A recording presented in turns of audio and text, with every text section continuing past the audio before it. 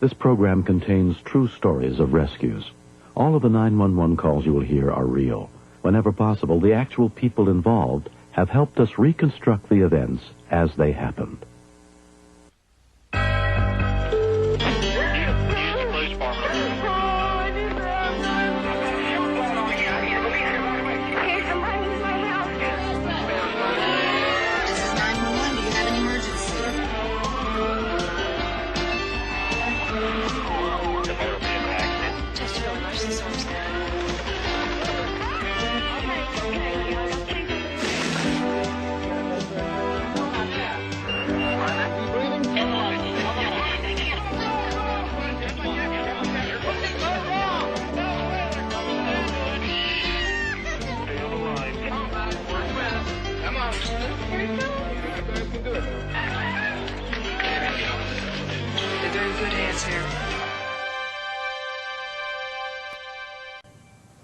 A cry for help takes on special meaning when the person whose life is at stake is someone we know and love.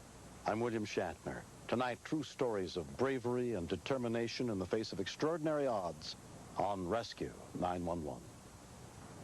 We begin on the morning of August 17th, 1991, as two friends set out together on an adventure in the desert just outside Las Vegas, Nevada.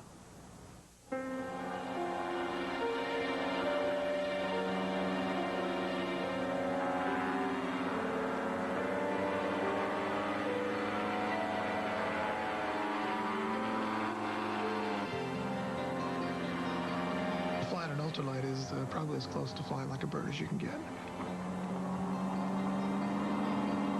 It is true seat-of-the-pants flying, like slow motion. It is a totally overwhelming feeling. Dale Simpson had been flying ultralight aircraft for more than a year. His best friend, Ray Elam, was new to the sport and had flown solo for the first time the day before when he completed his training.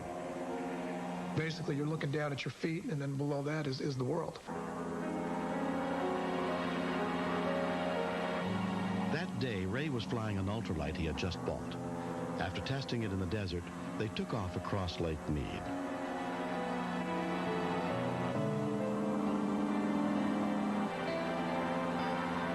It's beautiful to fly over Lake Mead, especially along the coastline.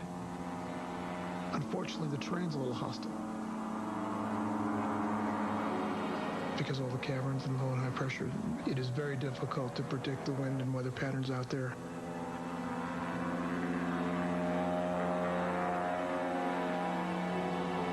The aircraft he purchased flew a little bit faster and was probably a little more difficult to fly than what he trained in. I did give him advice not to fly that airplane that day. I offered my airplane, which was of the forgiving type. But there wasn't anybody going to keep him out of that airplane.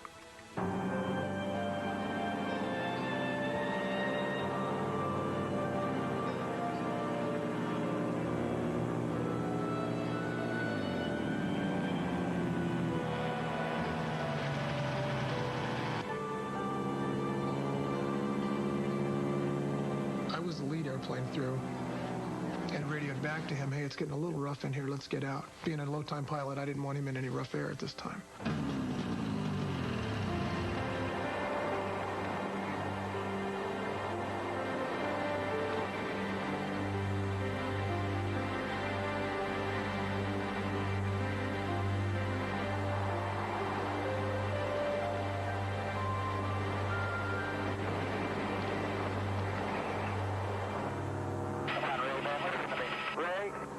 There was still no response. That was alarming because communication was so crystal clear and we were so close.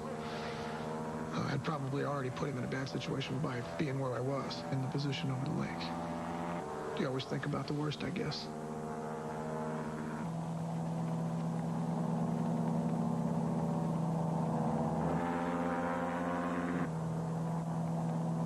You could see the silhouette or the outline of his aircraft, and then you could see the mountain. Well, at first, you lose your depth of field when you see that. So at first, I thought, okay, he's all right, he's flying.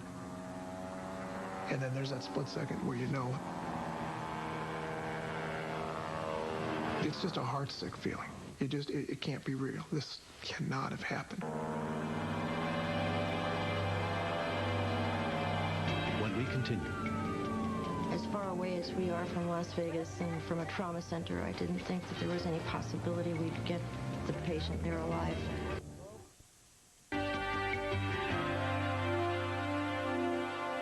When Ray Elam's ultralight plane crashed on the rocky shores of Lake Mead, he was trapped in the wreckage where no one could get to him. As his best friend tried to find a place to land his own aircraft safely, some boaters on the lake spotted what was left of the plane and went to get help. That rock goes pretty damn hard. Hey!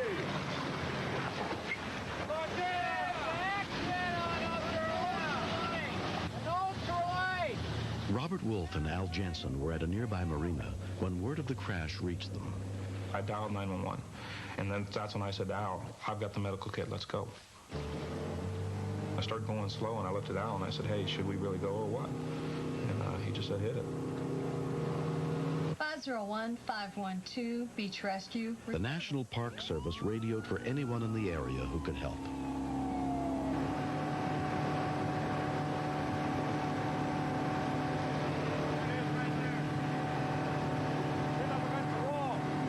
It looked pretty bad when we first saw it. We weren't sure if he even lived at first.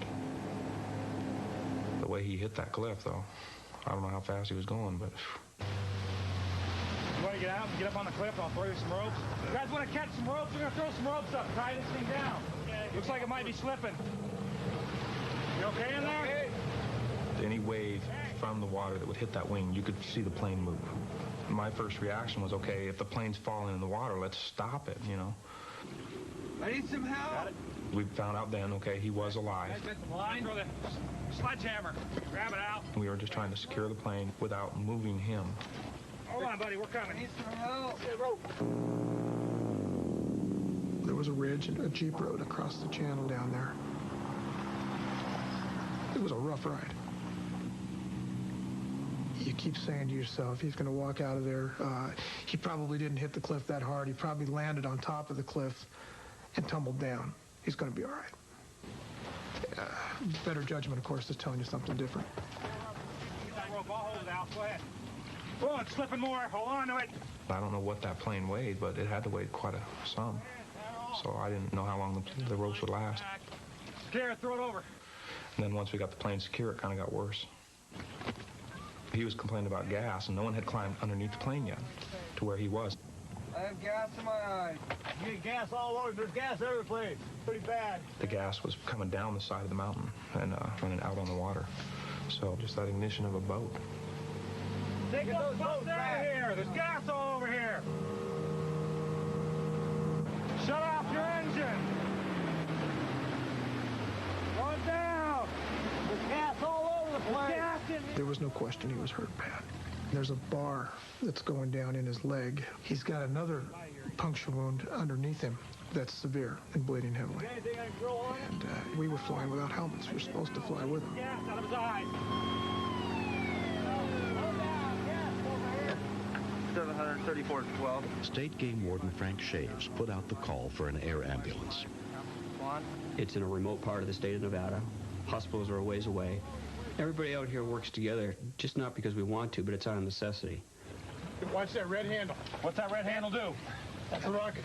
Oh, no. Ultralight aircraft have a ballistic recovery chute. They're rocket deployed. That'll blow us right off this cliff. Oh, okay. Hold tight, buddy. Hold tight. Help's on the way. Grab the mask, Chris. EMT Renee Jones was part of the medical crew that had to be ferried across the lake by park volunteers. Our first thought when we saw the aircraft was that it was going to be one of those scenes where we work our hearts out, and as far away as we are from Las Vegas and from a trauma center, I didn't think that there was any possibility we'd get the patient there alive. He was in an incredible position.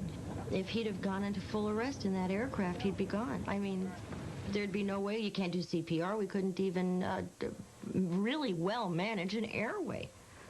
Leon, get to dispatch and see if we can get Boulder City Hospital emergency room on the air. I want to talk to him. Make sure Flight for Life is en route. I can't get to you, buddy, but I'm right behind you. He's done things for me in the middle of the night when I've been in trouble. Dropped what he was doing, and he was there. Not real tight. You can't imagine the guilt,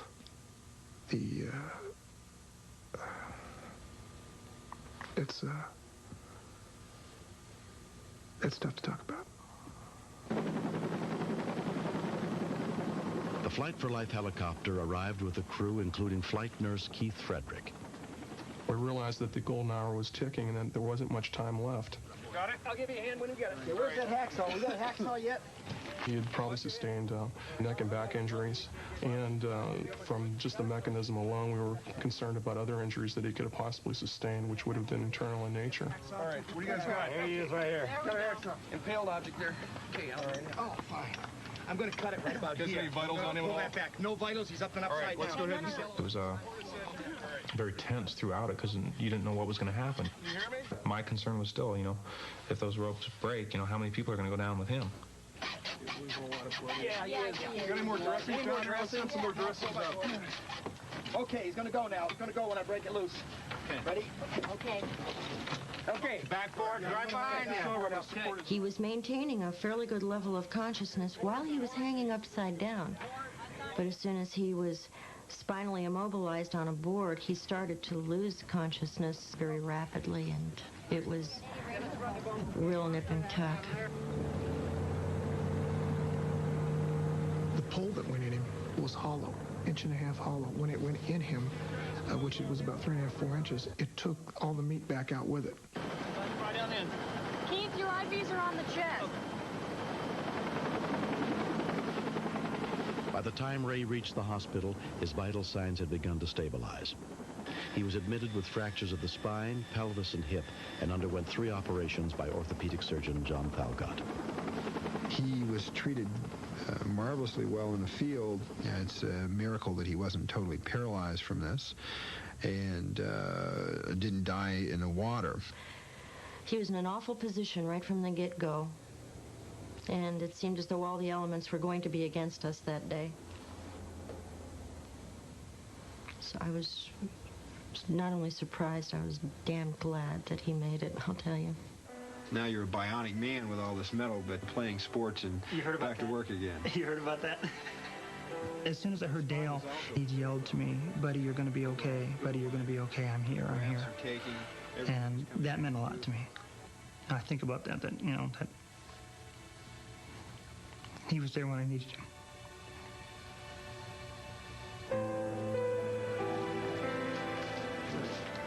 Ray is a fighter. We're both very competitive. And I think that competitive drive is what's helping him come back. The whole time through the hospital, he wouldn't let me give up at any time. And I can't wait, because I'm going to get in better shape than I was before, and then I'm going to take him on the tennis court, and I'm going to abuse him severely.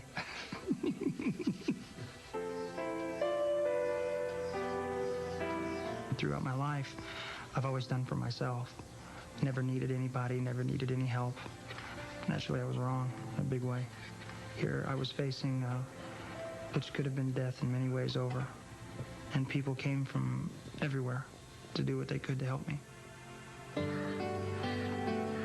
only thing I ever saw the whole time was the back of his head. I could walk up behind him, turn his head around and say, "I know you." But that's it. That's the only way I've seen him so far. Man, I waited a long time. I waited a long time to see you. Good to see you walking. Wait a minute. I got to check something here. Turn your head. Yeah, that's you. Definitely. How you doing, bud? I finally reached a point where I kind of got up a little bit more nerve after I knew he was doing well to follow up on his care and talk to him and see how he was doing. Holding on still onto the ultralight, and you were afraid. I mean, at that point we were trying to reach. It's not often we get to see our patients later. He's a lot of fun to be around, and I think he's doing really well. My engine just died, and me being a new pilot, I had my hands full and then some. I can't be happy with that. It is a very safe sport, but I'm through flying. I had a very eerie feeling the first time up alone. To me, that's an omen. This is something that I don't need to be doing, and for once, I'm going to let Dale win.